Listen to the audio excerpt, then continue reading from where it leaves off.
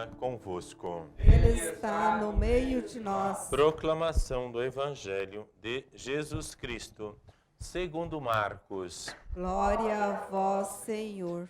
Alguns dias depois, Jesus entrou de novo em Cafarnaum. Logo se espalhou a notícia de que ele estava em casa. Reuniram-se ali tantas pessoas que já não havia lugar nem mesmo diante da porta. E Jesus anunciava-lhes a palavra. Trouxeram-lhe então um paralítico carregado por 4 homens. Mas não conseguindo chegar até Jesus por causa da multidão, abriram então o teto bem em cima do lugar onde ele se encontrava. Por essa abertura desceram a cama em que o paralítico estava deitado. Quando viu a fé daqueles homens, Jesus disse ao paralítico: Filho, os teus pecados estão perdoados. Ora, alguns mestres da lei que estavam ali sentados refletiam em seus corações: como este homem pode falar assim? Ele está blasfemando? Ninguém pode perdoar pecados a não ser Deus. Jesus percebeu logo o que eles estavam pensando no seu íntimo e disse: Por que pensais assim em vossos corações? O que é mais fácil, dizer ao paralítico: Os teus pecados estão perdoados, ou dizer: Levanta-te, pega a tua cama e anda? Pois bem, para que saibais que o Filho do Homem tem na terra poder de perdoar pecados, disse ele ao paralítico: Eu te ordeno, levanta-te, pega a tua cama e vai para a tua casa. O paralítico então se levantou e, carregando a sua cama, saiu diante de todos. E ficaram todos admirados e louvavam a Deus, dizendo: Nunca vimos uma coisa assim. Palavra da salvação. Glória a vós, Senhor. Muito bem, querido irmão e querida irmã. O Senhor também nos convida hoje a confiar somente em Deus. É Ele que pode dar sentido à nossa vida, é Ele que pode nos libertar de tudo aquilo que nos escraviza, de tudo aquilo que nos mata, que é o pecado. Porque só o Senhor, Ele tem o poder sobre a morte e sobre a vida, porque Ele é a vida, e a vida que é o Senhor é mais forte do que a morte. Mas é preciso que nós façamos uma experiência muito pessoal e profunda com Deus em nossas vidas. Hoje, a primeira leitura lá do profeta Samuel fala de quando Samuel já era um homem bem idoso e o povo não queria mais escutar Samuel, porque eles viam as outras nações que eram prósperas, que pareciam ser nações muito poderosas e que essas nações tinham um Deus. Então, eles também gostariam de ter um Deus, como, assim, melhor dizendo, essas nações tinham um rei, né? E eles, então, Israel também quer ter um rei para governar, para iluminar, para interceder junto a Deus para eles. Mas o verdadeiro rei é Jesus Cristo. O ser humano não pode tomar o lugar de Deus.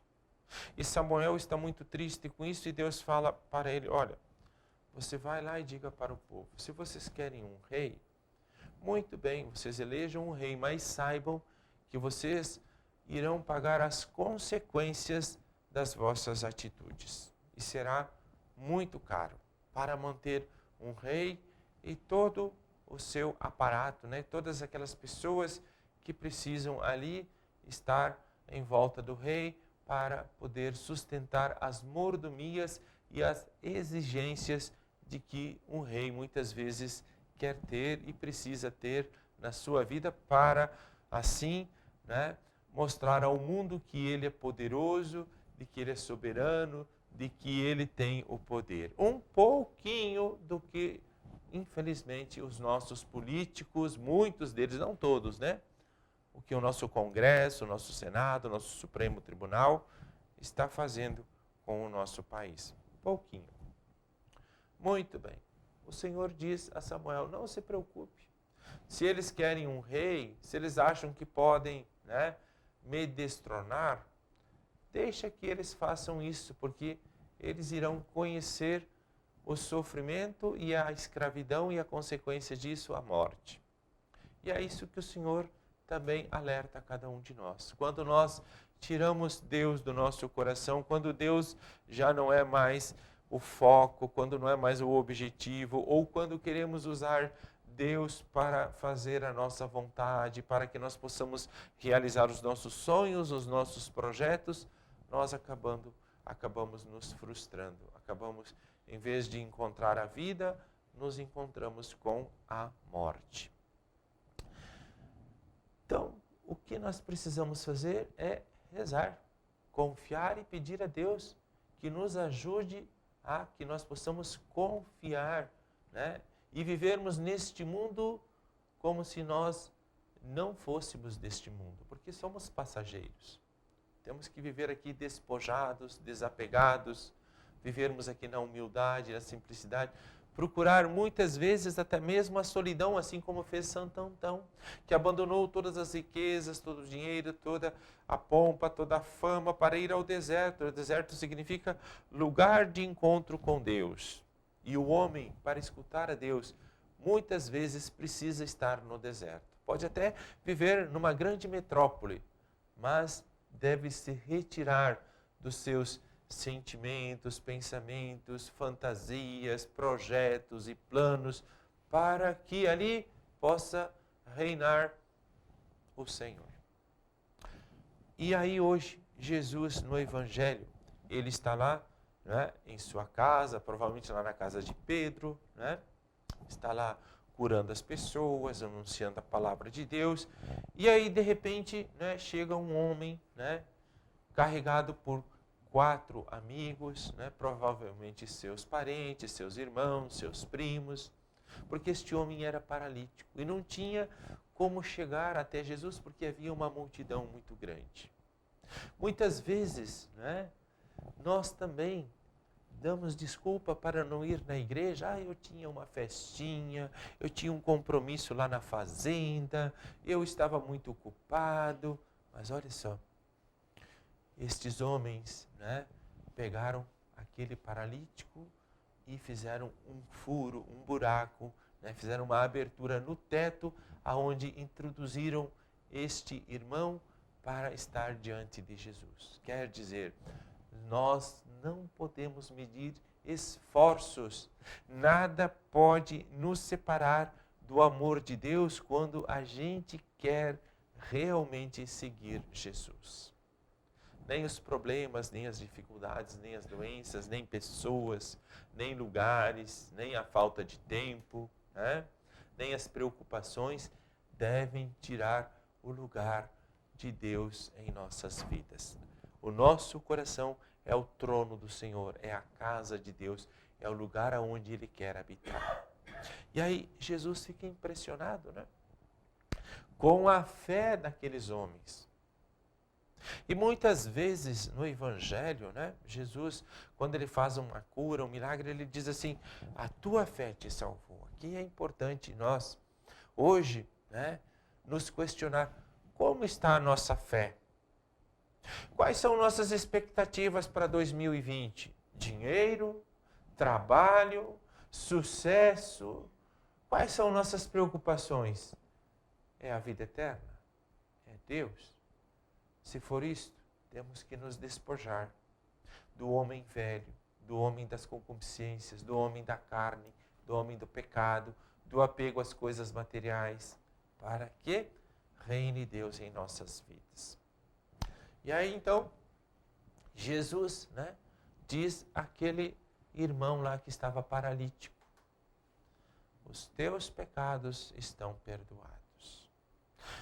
A paralisia espiritual, né, a paralisia de muitas vezes não entender o projeto de Deus, a paralisia de muitas vezes ter tudo aquilo que deseja, trabalho, sucesso, mulher, filhos, carro, dinheiro, viagens, né? Mas nunca está feliz. Jesus, em outro momento do Evangelho, ele vai dizer assim: do que adianta o homem ganhar o mundo inteiro, né, e perder a sua vida? Santo Antão, ele ouviu, né, e colocou em prática isso, né? E aí, aquelas pessoas que estão ali, especialmente os fariseus, os mestres da lei, começaram a julgar Jesus em seu coração, dizendo: quem é este que está aí falando que vai perdoar pecados? Pois isso é algo que somente Deus pode fazer. Enfim, Jesus está falando, né, por tabela, vamos dizer assim, de que Ele é Deus. Às vezes as pessoas se preocupam assim: mas Jesus era verdadeiramente humano. Jesus era verdadeiramente Deus e verdadeiramente homem. Tinha as duas naturezas, humana e divina, mas a divina precede, porque Ele é o alfa e o ômega, Ele é o princípio e o fim. O homem aparece na história. Jesus entra no tempo para assumir a nossa humanidade. Mas assumindo a nossa humanidade, Jesus, Ele era um homem perfeito. Tão perfeito que Ele só poderia ser Deus. Então, Jesus, conhecendo o coração daquelas pessoas que estavam ali murmurando, reclamando, que é o que nós muitas vezes fazemos, em vez de rezar e colocar os joelhos no chão, ficamos tristes, desanimados, choramos, né? Criticamos e não entramos no sentido dos acontecimentos da nossa história. O que Deus quer falar conosco através daquele fato. E aí então Jesus diz: bom, para que saibais que o Filho do Homem tem poder, né, sobre o pecado, sobre a morte, sobre as dificuldades, os sofrimentos, enfim. O Filho do Homem, Ele mesmo é que criou todas as coisas junto com o Pai.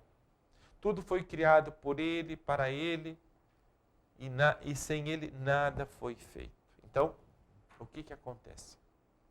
Jesus diz para aquele homem: meu filho, fica de pé, tome a sua maca e vai para a sua casa.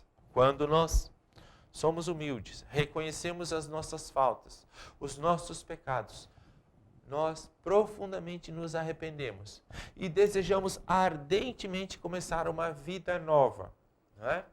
Procurando fazer a vontade de Deus, seguindo tudo aquilo que Jesus Cristo nos ensinou e nos pediu, e fazermos tudo conforme a sua vontade. Sim, nós também somos colocados de pé para superar as dificuldades da vida. Um homem que está paralisado, um homem que está muitas vezes acamado, deitado, espiritualmente significa um homem que está sem forças, que está sem discernimento, que está muitas vezes ali passando pelas consequências dos seus pecados. Mas o Senhor é mais forte do que estes, é mais forte que as doenças, é mais forte do que tudo aquilo que nos faz sofrer. E quando nós confiamos no Senhor, Ele faz com que nós possamos não somente, né, superar as nossas dificuldades do dia a dia, mas também superarmos a própria morte, porque Ele já venceu a morte. E nós, superando o medo que temos de enfrentar a morte, de carregar a nossa cruz, quando temos o Senhor conosco, podemos caminhar, assim como Pedro, sobre as águas da vida. Ser um novo homem, ser uma nova mulher. Não é mais eu que vivo, é o Senhor que vive em mim. Louvado seja nosso Senhor Jesus Cristo. Para